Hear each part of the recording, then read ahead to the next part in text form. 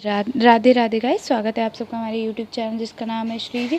आज जिस टॉपिक पर हम आपसे बात करने वाले हैं वो है अग्नि दुष्टि।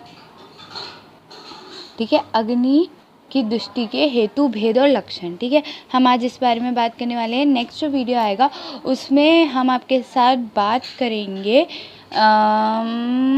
बीज भाग अवय दुष्टि की। ठीक, बीज भाग एंड बीज भाग अवय दुष्टि की। ठीक है, लेकिन आज हम किस टॉपिक पे बात करने वाले हैं? आज का जो टॉपिक है वो है हेतु, भेद एंड लक्षण ऑफ अग्नि दुष्टि। ठीक है, तो क्या है अग्नि? समा अग्नि के महत्व को प्रतिपादित करते हुए आचार्य सुश्रुत ने स्वस्थ की परिभाषा में समअग्नि का उल्लेख भी लक्षण स्वरूप किया है। आचार्य चरक अग्नि की महत्वता को दर्शाते हुए कहते हैं कि आयु, वर्ण, बल, स्वास्थ्य, उत्साह, प्रभा, ओज, तेज, प्राण तथा शरीर समस्त अग्नियां कोष्ठ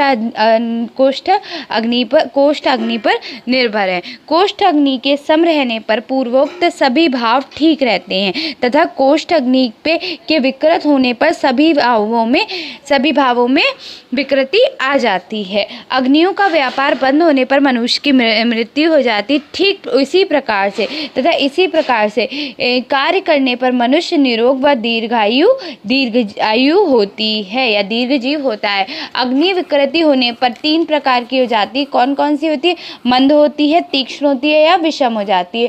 तो मनुष्य भी रोगी हो जाता है। इसीलिए अग्नि को आयु का मूल कहा गया है। अगर अग्नि आए तो क्या कहा है? अग्नि को आयु का मूल कहा है। अग्नि कितने प्रकार की बताई है? अग्नि जठराग्नि, धातवाग्नि और भूताग्नि। जठराग्नि कौन कौन सी होती है? जठराग्नि अभी हम बात करेंगे। ठीक है, जठराग्नि प्रधान अग्नि होती है। भूताग्नि क्या होती है? भूताग्नि जितने हमारे पंच महाभूत हैं उनमें जो अग्नि है वो हमारी भूताग्नि है। धातवाग्नि कौन सी होती है? जितनी हमारी धातु है, 7 धातु है तो 7 अग्नि है। जो धातु है उसमें वो अग्नि है। तो देखो, भूताग्नि पंच भौतिक आहार के अंशों का पाचन श्वास व पाचन अग्नि द्वारा होता है। ठीक है, जैसे अगर हम पार्थिव आहार खा रहे हैं तो पार्थिव अग्नि के द्वारा होगा, वायव्य आहार खा रहे हैं तो वायव्य, ऐसे करके जो आहार हम खाते हैं उसका पाचन उसी के अकॉर्डिंग हो जाता है। ठीक है, उसके बाद देखो नेक्स्ट धातु अग्नि क्या है? शरीर के प्रत्येक धातु को प्रत्येक धातु की अपनी धातवग्नियाँ होती हैं। पाक होकर प्रसाद एवं किट्ट भाग में उनका परिणाम होता है तथा सदृश पुनः अग्नि धातु का निर्माण होता है। जठराग्नि की प्रधानता शरीरस्थ त्रयोदश अग्नियों में अन्न को पचाने वाली जठराग्नि ही सबसे प्रधान है, क्योंकि अन्य सभी अग्नियाँ भी इसी पर अवलंबित है। उनको इसी से बल मिलता है तथा उन सभी अग्नियों का वृद्धि क्षय जठराग्नि के बढ़ाने या घटाने पर निर्भर करता है। रोग उत्पत्ति की प्रक्रिया का जठराग्नि से ही उत्पन्न होती है, क्योंकि निदानात्मक आहार के सेवन या सीधा प्रभाव जठराग्नि पर पड़ता है। उसके उपरांत धातु अग्नि और लास्ट में भूताग्नि पर पड़ता है। तो सबसे श्रेष्ठ कौन सी अग्नि मानी गई है? जठराग्नि, क्योंकि जब हमारी कोई भी पाचन क्रिया होती है तो वो जठराग्नि से शुरू होती है, फिर धातवाग्नि होती है और लास्ट में भूताग्नि पे जाती है। अग्नि की अवस्थाएं, अग्नि की 4 अवस्थाएं बताई गई हैं: सम, तीक्ष्ण, मंद और विषम।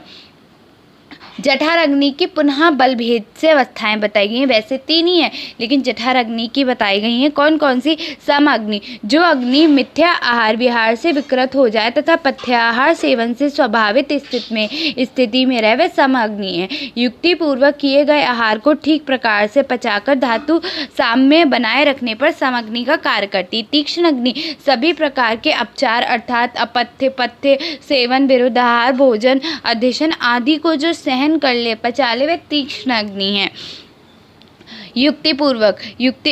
मंदाग्नि युक्ति पूर्वक व मात्रा पूर्वक किए गए आहार को जो अग्नि ठीक से ना पचा सके और थोड़े से अपचार को भी सहन ना कर पाए, वह मंदाग्नि है। विषम अग्नि समान अग्नि के विपरीत होती है। विषम अग्नि यानी कि क्या होगा? जो अग्नि मिथ्या आहार विहार से विकृत ना हो तथा पथ्य आहार विहार सेवन से अपनी स्वाभाविक स्थिति में ना रहे। अर्थात विषम क्या है, समाग्नि के विपरीत विषमनी जानी चाहिए। अर्थात विषमनी विषमोपचार से कभी विकृत हो जाती है और कभी नहीं भी होती। मतलब हमारे ऊपर है कि वो कभी भी विकृत हो जाती है और कभी नहीं होती। ठीक है, नेक्स्ट क्या है, अर्थात विषम अग्नि विषम उपचार से कभी विकृत हो जाती है और कभी नहीं हो पाती।